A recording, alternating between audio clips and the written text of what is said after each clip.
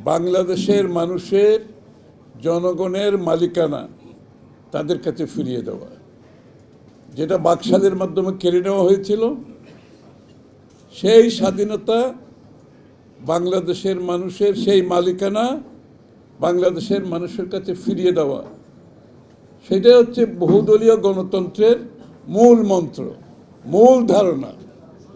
এবং সেই আন্দোলন, সেই সংগ্রাম, সেই ত্যাগ অব্যাহতভাবে কিন্তু বাংলাদেশে চলেছে।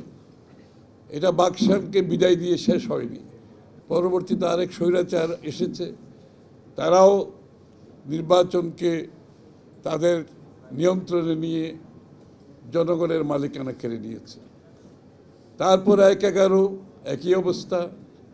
তারপরে শেখ হাসিনা স্বৈরাচার ফ্যাসিস্টের মাধ্যমে আবার সেই অনেকটা একদলীয় সরকার এবং জনগণের মালিকানা কেড়ে নেওয়ার বিরুদ্ধে আন্দোলন আমাদের সকলকে করতে হয়েছে।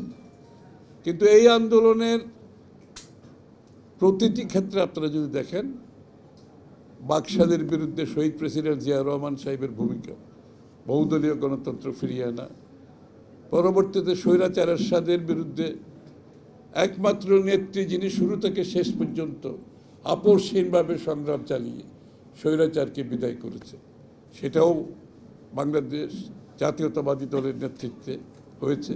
বহুদলীয় গণতন্ত্র পুনঃপ্রবর্তিত করেছেন বেগম খালেদা জিয়ার নেতৃত্বে। তার পরবর্তীতে দেশনেত্রী বেগম খালেদা জিয়ার অবিরাম সংগ্রাম চলেছে এই ফ্যাসিস্ট শেখ হাসিনার বিরুদ্ধে। নিজের জীবনের বিনিময়ে গণতন্ত্রের জন্য লড়ে গেছেন উনি। জেলখানায় থেকেছে ৬ বছরের অধিক কাল সময়, কিন্তু আপোষ করেন নাই। শুধু গণতন্ত্র এবং জনগণের মালিকানার আন্দোলন, সেই আন্দোলন শেষ হয়নি। আজকে আমরা আবার কিন্তু সেই বহুদলীয় গণতন্ত্র, জনগণের মালিকানা ফিরিয়ে দেওয়ার কথা আবার বলতে হচ্ছে।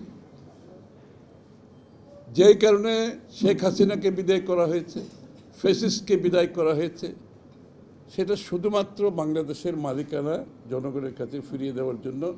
এই দেশের মালিক যারা, তারাই সিদ্ধান্ত দেবে বাংলাদেশ কিভাবে পরিচালিত হবে। এবং তার একমাত্র উপায় হচ্ছে বাংলাদেশের জনগণের মালিকের ভোটে নির্বাচিত প্রতিনিধিত্বশীল নির্বাচিত সংসদ এবং সরকারের মাধ্যমে এটা করতে হবে। এর ব্যতিক্রম কিছু করার কোনো সুযোগ নাই। কেউ যদি মনে করে যেভাবে শেখ হাসিনা তার জনগণের মালিকানা কেড়ে নিয়েছিল, শেখ মুজিবুর রহমান বাকশালের মাধ্যমে কেড়ে নিয়েছিল, সেইভাবে তার বিরুদ্ধেই কিন্তু পুরো দেশের মানুষ সংগ্রাম করেছে।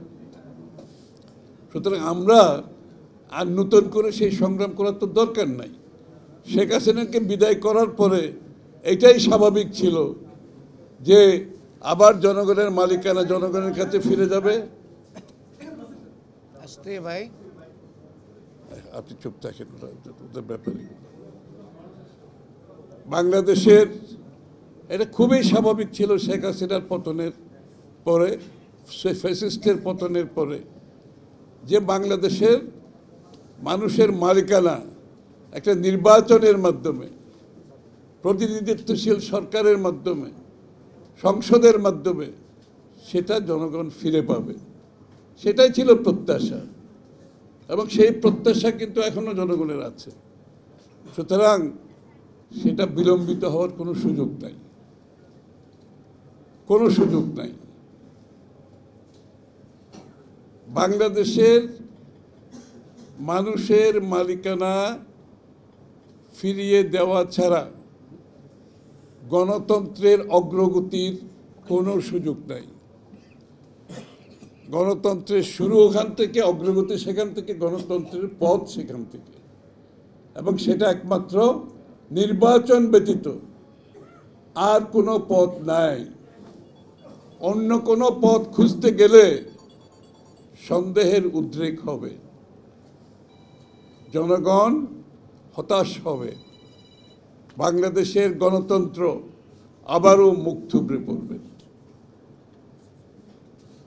কোনো দল, কোনো ব্যক্তি, কোনো গোষ্ঠী তারা যদি মনে করে বাংলাদেশ আগামী দিনে পরিবর্তনের জন্য, সংস্কারের জন্য কোনো দলের, কোনো গোষ্ঠীর, কোনো ব্যক্তির একমাত্র তাদের চিন্তার প্রতিফলন ঘটবে, তারা সিদ্ধান্ত নেবে, তাদের সিদ্ধান্তে আগামী দিনের বাংলাদেশ পরিবর্তন সংস্কার হবে, সেটা ভুল হবে। অবশ্যই সংস্কারের ব্যাপারে বিএনপির আগে কেউ প্রস্তাব দেয় নাই। 7 বছর আগে দেশনেত্রী বেগম খালেদা জিয়া ভিশন 2030 মাধ্যমে সংস্কারের প্রস্তাব দিয়েছেন। সেখানে 2 বারের অধিক প্রধানমন্ত্রী থাকতে পারবে না, সেখানে 2 কক্ষ বিশিষ্ট সংসদ হবে, সেখানে প্রধানমন্ত্রী এবং প্রেসিডেন্টের ক্ষমতার ভারসাম্য কী হবে, সেই প্রস্তাবে 7 বছর আগে দেওয়া হয়েছে। কারণ দেশনেত্রী বেগম খালেদা জিয়া তখনই উনি আগামীর বাংলাদেশ শেখ হাসিনার পতনের পরে যে চিত্র, উনি সেটা অনুধাবন করতে পেরেছেন।